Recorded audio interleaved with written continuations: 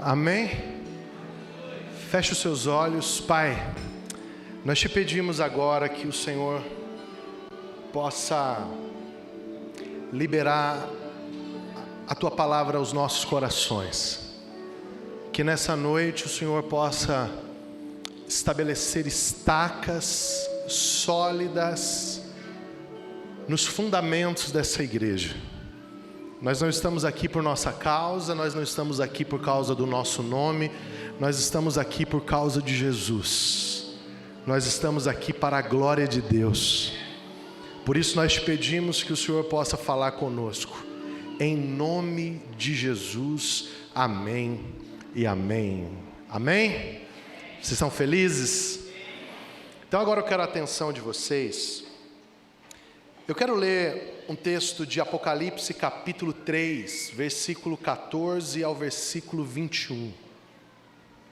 Eu quero começar hoje o primeiro episódio de 4 de uma série que eu chamei de Uma Nova Esperança. Você pode repetir comigo? Diga: Uma Nova Esperança.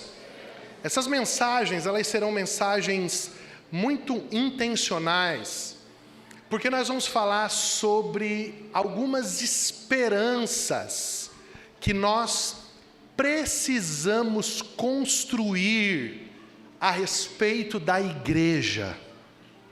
Igreja, isso, pastor, igreja. Deixa eu te falar uma coisa. A igreja é a obra de Deus no mundo.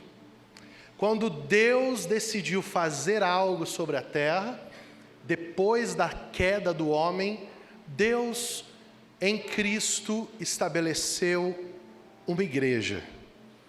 Não estabeleceu uma congregação. Ele estabeleceu a sua igreja.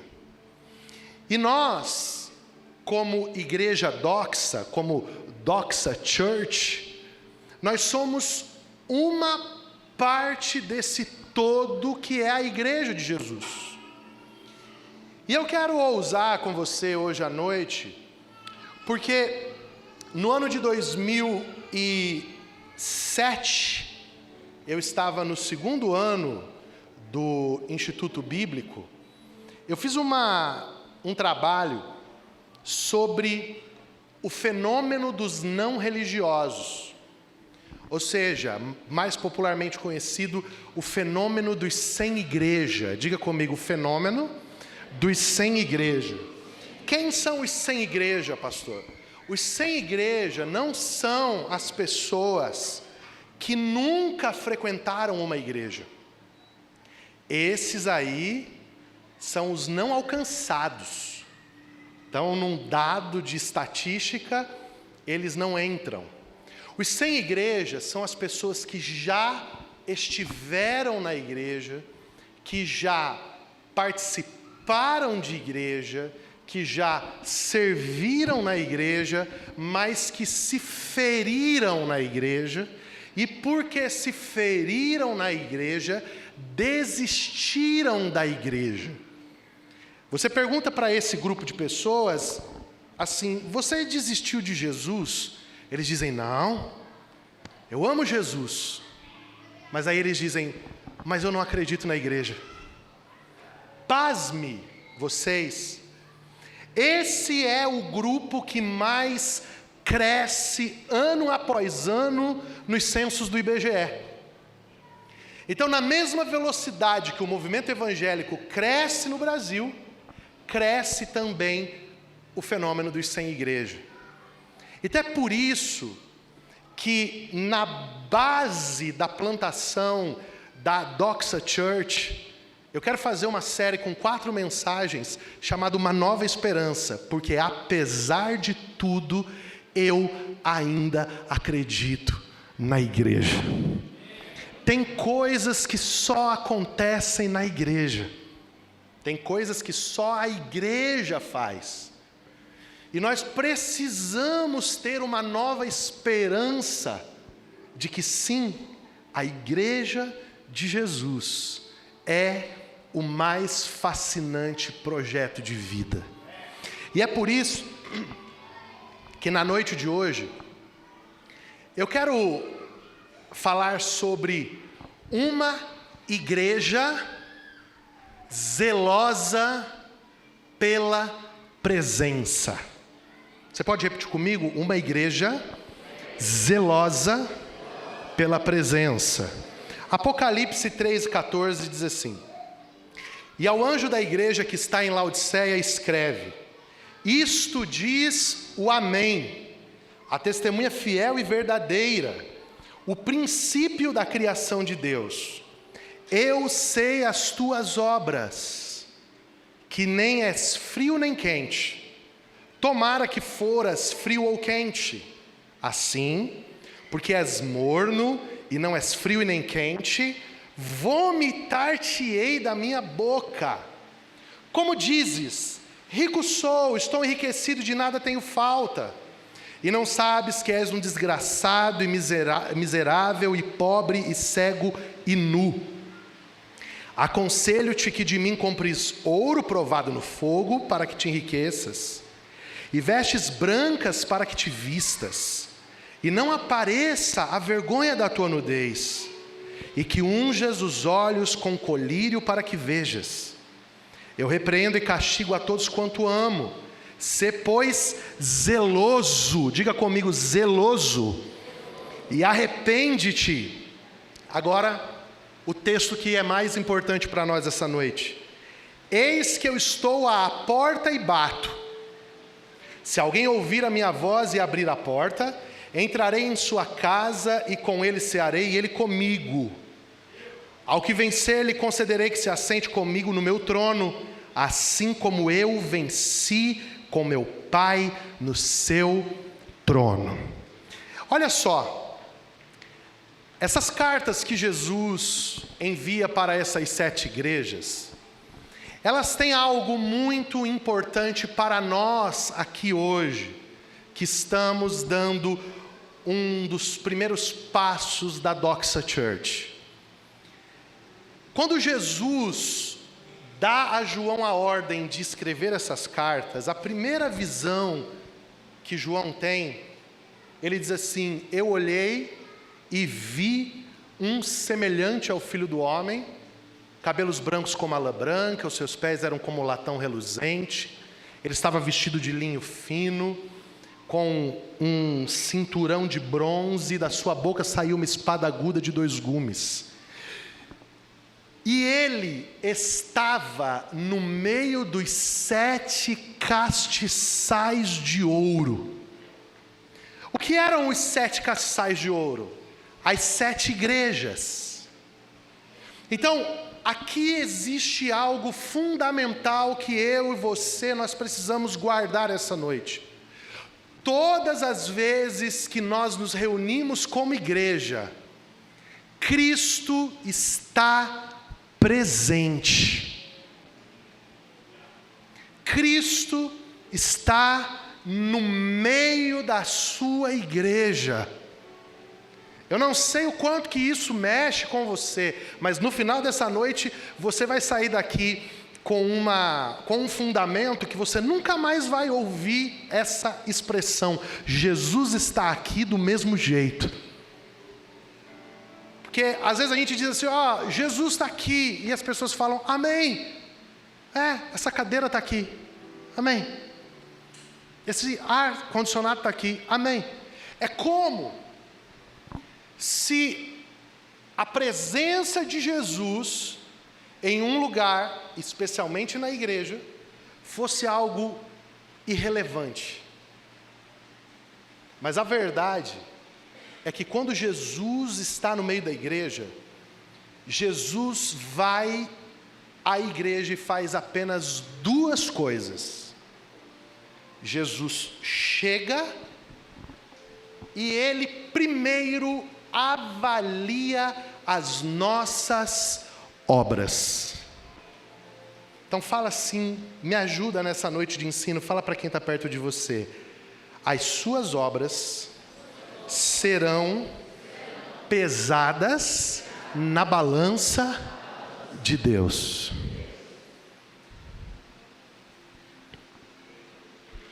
A gente canta com muita veemência: eu só quero tua presença, hoje não vou te pedir nada. Ou então, vem habitar, não queremos só uma visita. Só que a única coisa que tem que estar em tua mente quando tu diz isso, é que quando a presença de Deus vem, Deus traz uma balança. E a Bíblia diz que Deus não pesa as nossas intenções. Deus pesa as nossas obras. A palavra mais terrível que nós podemos ouvir da boca de Jesus é: eu conheço as suas obras. Isso é seríssimo. Por quê? Porque na visão de João tem um outro detalhe sobre Jesus que é importante. Ele diz que ele tem os olhos como chama de fogo. O que isso significa? Que não há nada oculto que ele não saiba. Como diz o escritor aos Hebreus, todas as coisas estão nuas e patentes diante dos olhos daquele com quem nós haveremos de tratar. Então não tem como diante de Jesus você simular as suas obras. Então, quando Jesus vem a uma igreja, ele vai pesar essas obras e ele vai fazer duas coisas. Ou ele vai promover essa igreja para o seu próximo nível, porque ele se agradou daquilo, ou ele vai remover o candeeiro do lugar, ele vai remover o castiçal, se não houver arrependimento. É ele quem diz: se você não se arrepender, cedo virei sobre ti e removerei o seu castiçal. Então deixa eu te falar uma coisa, que o que nós estamos começando aqui não é uma brincadeira de faz de conta. Porque igreja não é sobre pastor, igreja não é sobre ministro de adoração, não é sobre esse lindo teclado Nord Stage, uau. Igreja não é sobre estrutura, igreja é sobre o senhorio de Jesus e a manifestação da sua glória nas nações. E qual é o veículo? A igreja. Então, o que nós estamos começando? Nós estamos começando uma jornada que daqui a um tempo será pesada. Fala comigo, daqui a um tempo nós seremos pesados. Nós falávamos sobre isso ontem. E quando nós formos pesados, ou nós seremos aprovados e promovidos, ou seremos reprovados e removidos.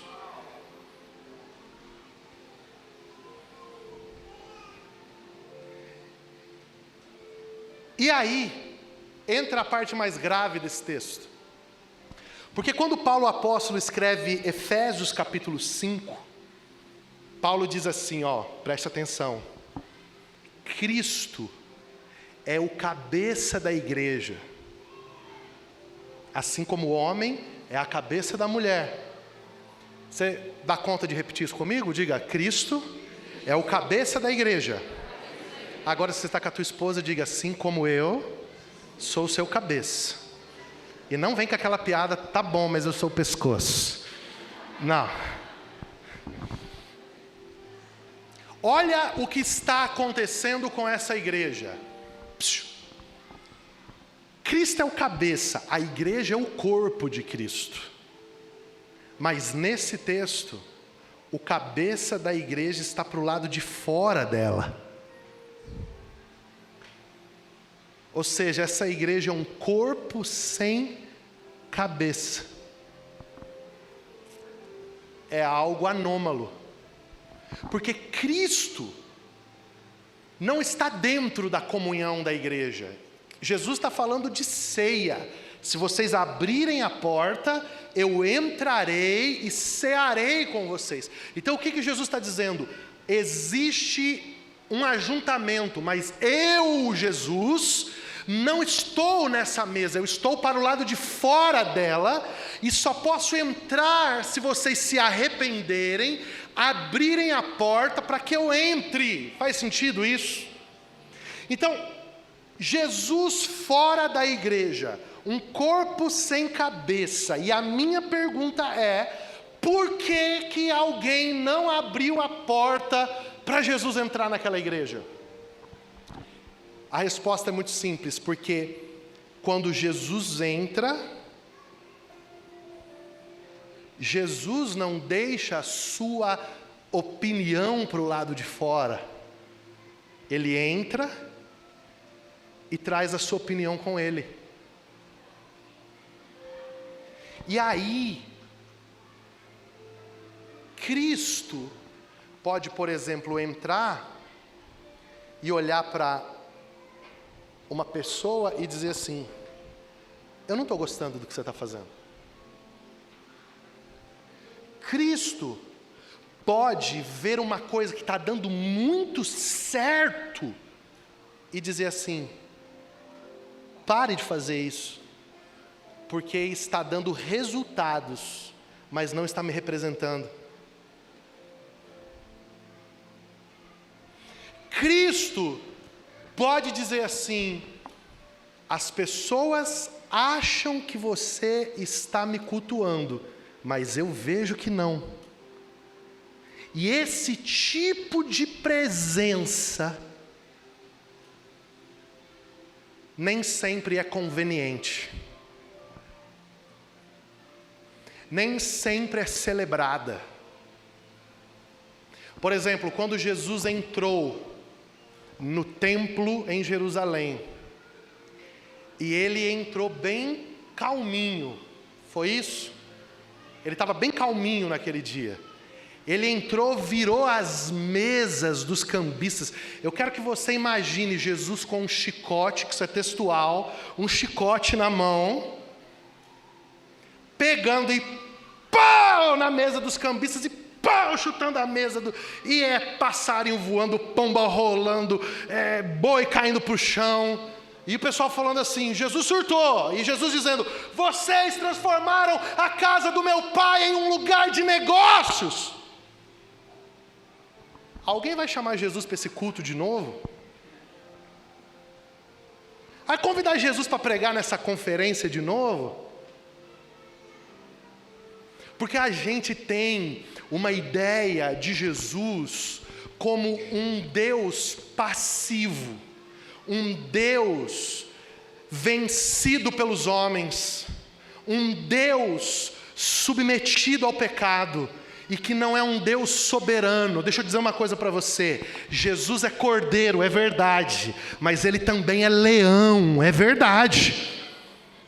Jesus, ele tem amor, é verdade, mas ele também tem ira, é verdade. E horrenda coisa é cair nas mãos do Deus vivo.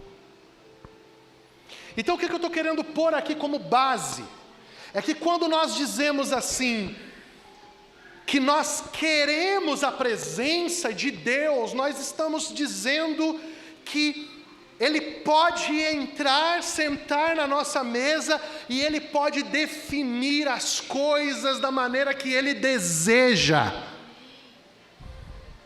Nós não estamos apenas dizendo: nós queremos sentir um arrepio na coluna, nós queremos apenas chorar um pouco. Isso tudo é legal, a gente sente isso na visitação, a gente sente isso quando Ele nos toca, mas não é só sobre isso, porque quando Ele nos toca, então Ele nos toca para nos conquistar, mas Ele começa a mexer conosco para nos equilibrar, para nos colocar no lugar, para mudar as coisas do lugar errado e colocar no lugar certo. E isso é ter a presença de Deus na nossa vida. Então você quer a presença de Deus na sua vida, e você fuma 4, 5 cigarros por dia. Deixa eu te falar uma coisa. Quando a presença de Deus vier sobre você, você vai chorar, você vai ser atraído, você vai ser, cativo dessa presença. Mas se é a presença de Jesus e não apenas as suas emoções, vai chegar uma hora que Jesus vai olhar para você e vai dizer: eu quero que você deixe o cigarro. E aí você vai olhar e vai dizer: Deus, mas o cigarro não. Ele vai dizer: ou é o cigarro ou é eu. Mas você vai estar tão atraído pela presença e pelas delícias dEle, que você vai dizer: Senhor, 1000 vezes a Tua presença. Não me deixe, não vá embora. Eu mudo, eu abro mão de tudo, mas não saia daqui. Faz sentido isso? É Davi, Salmo 51, que se curva e diz: não me lances fora da tua presença e não retiras de mim o teu espírito. Então, quando nós estamos dizendo que nós queremos a presença de Deus, então nós também estamos dizendo que nós queremos a doxa de Deus, nós queremos a opinião de Deus. Escute. Deus, Ele tem um desejo exclusivo para a sua igreja. Deus deseja ser considerado por nós. Eu quero ler com você esse texto que é tão incrível, que está no livro do Êxodo, capítulo 25. Vá comigo em Êxodo 25.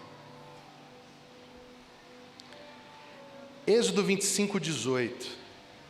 Deus está dando as ordens a Moisés para que ele construísse uma arca, o lugar onde a presença de Deus estaria.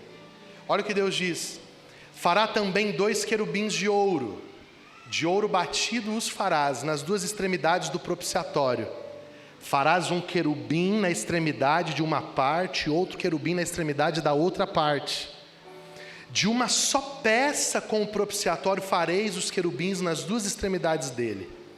Os querubins estenderão as suas asas por cima, cobrindo com elas o propiciatório, as faces deles de fronte da outra, as faces dos querubins estarão voltadas para o propiciatório. Eu vou mostrar para vocês o que é isso. Vem cá, varão, você, tu mesmo, vem cá.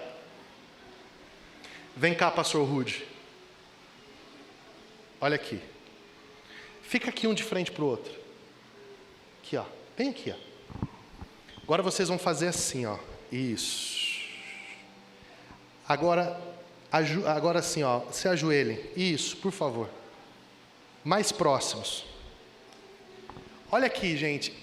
Isso aqui é o que existia no tampo da Arca da Aliança. Um querubim, outro querubim, a tampa do propiciatório onde o sangue do sacrifício era derramado. Agora, olha o que Deus diz. Escute. E porás o propiciatório em cima da arca, e depois que houver exposto na arca o testemunho que eu te darei. Versículo 22. E ali virei a ti, e falarei contigo de cima do propiciatório, do meio dos 2 querubins que estão sobre a tampa da arca do testemunho, tudo que eu ordenar para os filhos de Israel. Deixa eu te perguntar, o que tem aqui?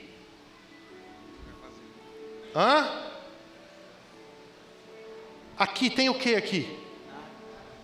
Gente, vocês estão vendo alguma coisa? Fala mais alto. Eu não ouvi. Fala mais alto. Fala mais alto. Fala mais alto. Agora sim, nada. Diga comigo assim: lugar vazio. No tampo da arca da aliança tinha um lugar vazio. Deus diz assim: aqui eu virei e eu falarei com Israel. Entre joelhos e asas, adoração e intercessão e um lugar vazio para que Deus possa dizer o que Ele deseja.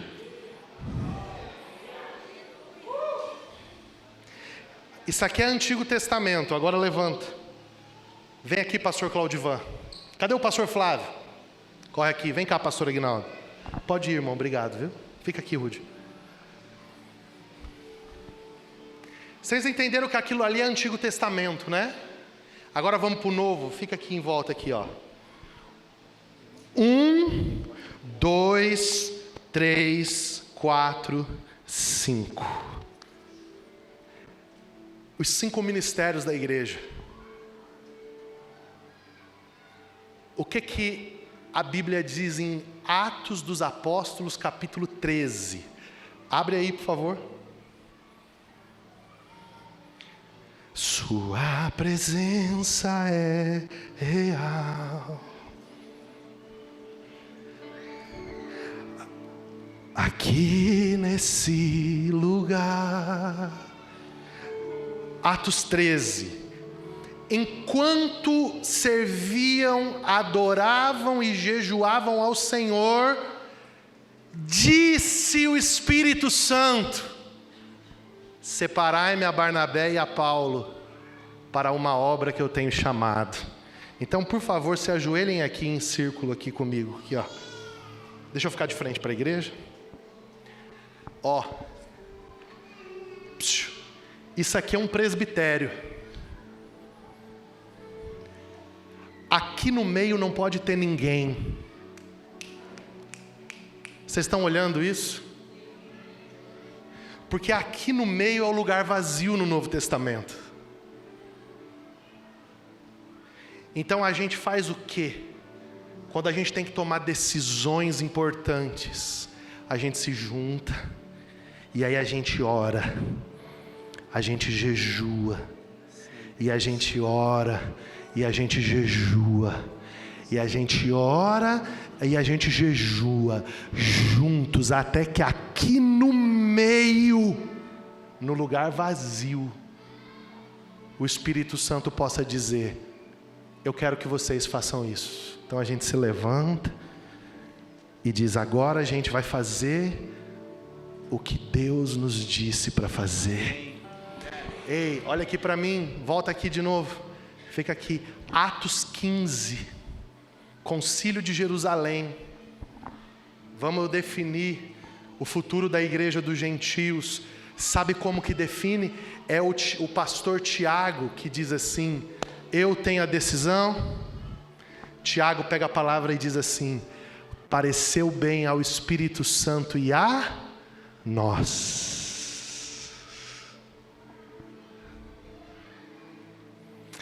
Vamos dizer isso: pareceu bem ao Espírito Santo e a nós.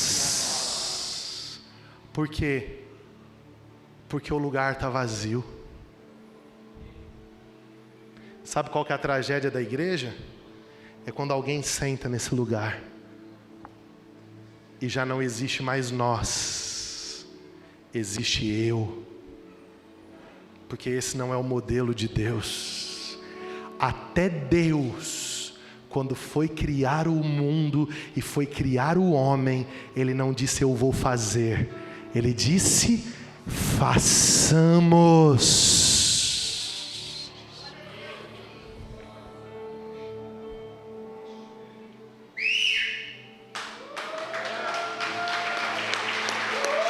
Pois não, obrigado.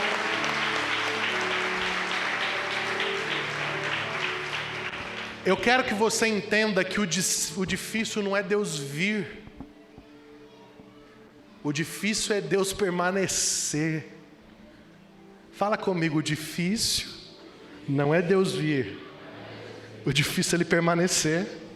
Porque Ele não permanece onde Ele não é considerado. E a única forma dele ser considerado é quando o lugar vazio está protegido. É quando não é sobre um homem, é sobre Jesus. Não é sobre uma voz, é sobre a voz dele. Eu entendo que eu cumpro uma função de mestre, entendo que tem um dom sobre mim, entendo, mas um dom de mestre não toca uma igreja e não protege a presença de Deus no nosso meio sozinho. Para que a presença de Deus permaneça, nós precisamos de um coletivo de homens e mulheres maduros que protejam o lugar vazio de todo tipo de idolatria, de todo tipo de serviço que não seja ao Senhor. Por isso, se eu não estiver pregando aqui e você não vier ao culto, significa que você não é um discípulo de Jesus, você é um idólatra de mim e eu preciso me livrar de você, amém? Aleluia! Você está feliz ainda?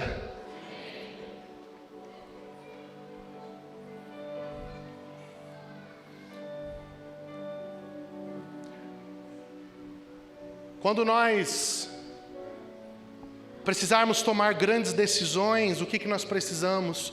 Cada pastor, cada pastora que faz parte do governo dessa igreja precisa se ajoelhar, não cada um na sua casa, em tempos de oração e de jejum, e perguntando: o que o Senhor deseja para nós? Para onde que o Senhor deseja que a gente vá? Nós precisamos conferir uns com os outros aquilo que nós temos ouvido e ter ouvidos humildes para ouvir aquilo que muitas vezes não é o que nós queremos ouvir, mas é o que nós precisamos ouvir. Porque enquanto o lugar vazio estiver preservado, enquanto Deus tiver voz no nosso meio, enquanto Deus puder dizer: eu quero e eu não quero, eu gosto e eu não gosto, eu aceito e eu não aceito, eu recebo ou eu não recebo, nós teremos Jesus presente nas nossas vidas, nas nossas famílias, nas nossas casas, nos nossos negócios. Nós beberemos da fonte que Ele tem para nos dar, porque nós estaremos em plena harmonia com aquilo que Ele quer e não com aquilo que nós queremos.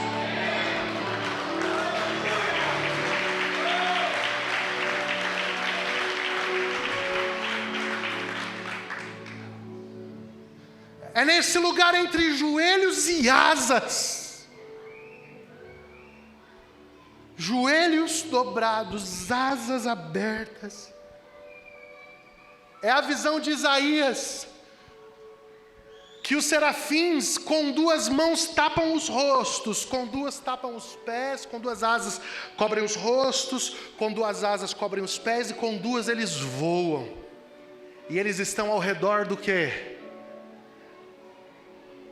Ao redor do lugar vazio do universo, que só pode ser ocupado por uma pessoa, que os anjos dizem: Santo, Santo, Santo, Holy, Holy, Holy, Santo, Santo, Santo é o Senhor dos exércitos. Nós precisamos replicar isso na terra, e esse é um desafio de governo. O que nós precisamos? Que vocês não sejam idólatras, para que nós possamos viver o governo do lugar vazio. Aleluia. Então cada um vai fluir no seu dom. Quem tem dom de governo, governe. Quem tem dom de liberalidade, Romanos 12, seja liberal. Quem tem dom de hospitalidade, acolha. Quem tem dom de serviço, sirva. Primeiramente os apóstolos, depois os profetas, depois os mestres, depois os dons de socorro. O que nós estamos fazendo aqui? Nós estamos estabelecendo um fundamento correto, para que a casa possa ser edificada em um plano ok. E nesse plano ok, o fundamento não sou eu. Nesse plano ok, o fundamento é Cristo. Deixa eu te dizer uma coisa que Jesus me falou há 4 anos atrás.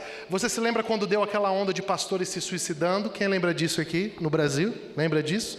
Eu fui orar e fui perguntar por que aquilo estava acontecendo. E Jesus me disse o seguinte: porque esses homens aceitaram o lugar de pedra de edificação. E quando Deus me disse isso, eu olhei para um arranha-céu que estava assim do meu lado. E o Senhor disse assim para mim: você aguenta esse peso em cima de você? Eu falei: jamais, eu morro. Aí ele falou: esse é o problema. Pastores não são a rocha, apóstolos não são a rocha, profetas não são a rocha, evangelistas não são a rocha, mestres não são a rocha. Quem é a rocha? Jesus é a rocha. Ele é a rocha. Ele aguenta o peso da igreja, nós não. Faz sentido isso? Então, quando eu aceito o lugar de rocha, eu sou esmagado por um peso que só Cristo aguenta. Faz sentido isso aqui? Então eu estou ensinando você essa noite, que para que você sustente a presença de Deus na sua vida, você não pode viver de arrepio em arrepio, de visitação em visitação, de mover em mover. Você precisa de um lugar vazio na sua vida.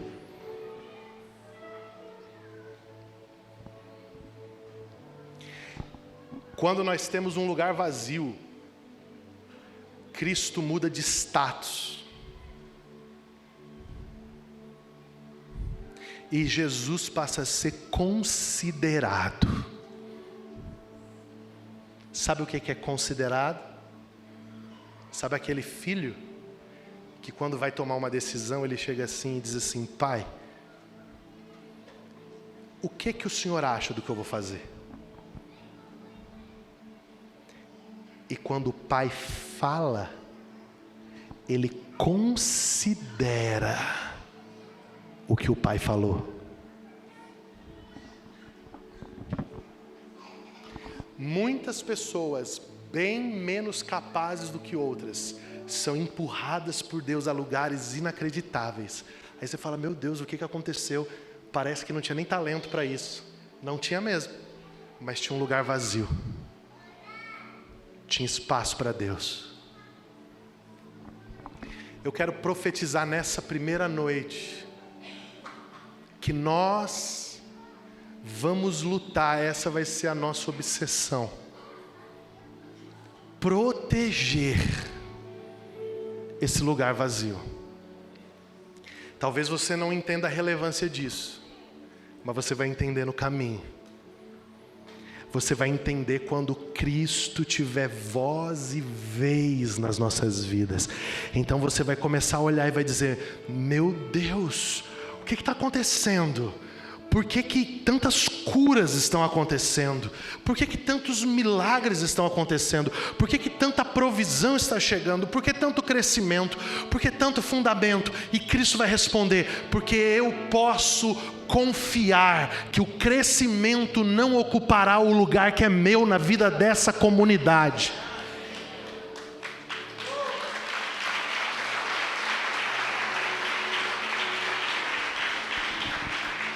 Eu termino a minha fala de hoje dizendo uma boa razão para nós protegermos o lugar vazio. Diga para quem está perto de você: para não morrer. Fala para o outro: para não morrer. Sabe por quê, meu amigo? Porque a glória de Deus, ela te levanta, mas ela também te mata. O ambiente da glória de Deus é o ambiente mais valoroso, mas também é o ambiente mais perigoso. Você consegue imaginar que Ananias e Safira, Atos 5, Atos 4, morreram em um culto? Escuta isso aqui. Aquele ambiente de Atos 4 estava tão saturado da glória de Deus, estava tão pesado da glória. Ei, escuta isso, que estava rolando uma parada que para mim é a mais impossível de acontecer. Atos 4:32 diz assim: da multidão dos que creram, uma era a mente e um era o coração. Isso é muito difícil, mas está na Bíblia, eu acredito. Aí diz assim: e ninguém tinha falta de nada. Por quê? porque aquelas pessoas vendendo suas propriedades, elas iam e entregavam aos pés dos apóstolos, e eles repartiam para aqueles que tinham necessidade. Aí a Bíblia diz que veio um homem chamado José, chamado Barnabé, também conhecido como o homem do consolo, e ele vendeu um campo, e ele trouxe o valor integral e colocou aos pés dos apóstolos. Sabe o que Barnabé fez? Ele subiu o nível da justiça naquele culto, e aí Deus pegou a régua, que estava aqui, ó, e pôs a régua aqui.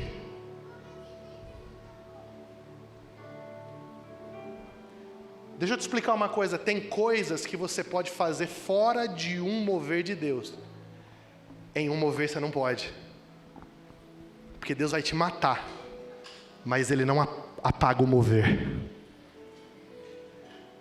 Aí Deus olha, e lá vem o Ananias e Safira, trazendo metade. O lance era o dinheiro.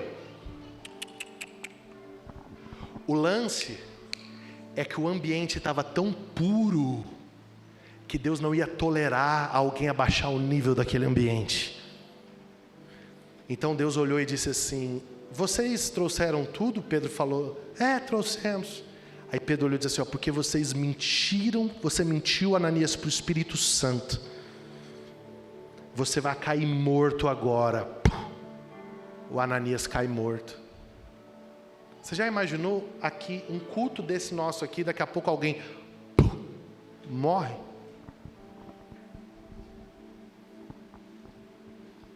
Aí passa um pouco, vem a Safira, a esposa. Safira, qual que é o valor mesmo do... Não, é o que o marido falou. Então, porque você está mentindo, você vai morrer também. Aí a Bíblia diz assim, ó: e cresceu o temor no meio da igreja, e aqueles que estavam de fora diziam: Deus está ali. Por quê? Porque a presença de Deus é valorosa, mas ela também é perigosa. A arca está balançando e o Uzá vai fazer o quê? Cheio de boa intenção, segura na arca. O que acontece? Morre. Por quê? Porque Deus não podia perder a próxima geração de coatitas e levitas, se a próxima geração aprendesse que podia levar a arca em carro de boi, ninguém nunca mais ia adorar em Israel. Deus falou: eu mato Uzá, mas eu não perco o modelo de adoração no meio do meu povo. Entenda isso em Deus. Por isso que nós estamos em um tempo que sustentar a glória de Deus vai requerer da gente que a gente diga: Deus, eu não quero só o arrepio da tua presença. Deus, eu quero o teu padrão sobre a minha vida. Nós não estamos plantando uma igreja apenas para mudar um ambiente físico. Nós estamos plantando uma igreja para ativar novamente o zelo pela presença de Deus no nosso meio. Isso é legalismo, pastor? Não. Isso é temor. Porque eu não quero morrer no culto. Eu não quero morrer na minha jornada. Eu quero sustentar a presença de Deus na minha vida. Eu quero que as minhas filhas conheçam Deus e as suas manifestações.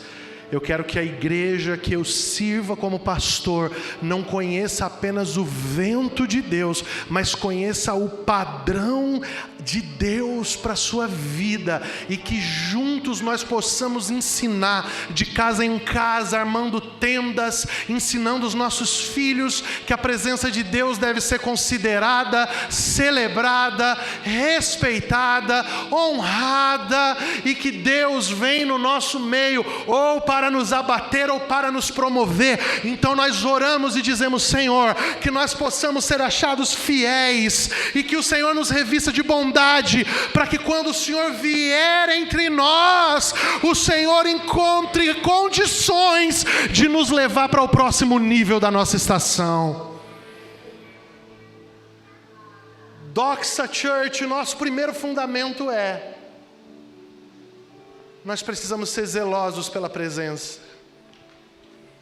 Então que você que está aqui hoje, saia desse culto, que nós como pastores e líderes dessa casa, possamos olhar para cada movimento nosso e fazer a seguinte pergunta: Jesus, o que tu acha disso? Jesus, se o Senhor entrar aqui agora, o que o Senhor vai achar? E que esse temor possa ser partilhado nos nossos corações. Eu quero que você fique em pé agora em nome do Senhor. Eu quero ministrar sobre a tua vida. Eu quero partilhar algo do Espírito com você.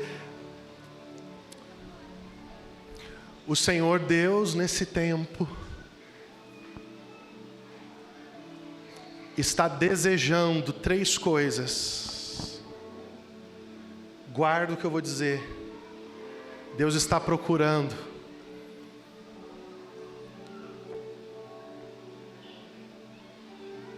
um povo para o Pai, uma noiva para o Filho e uma habitação para o Espírito.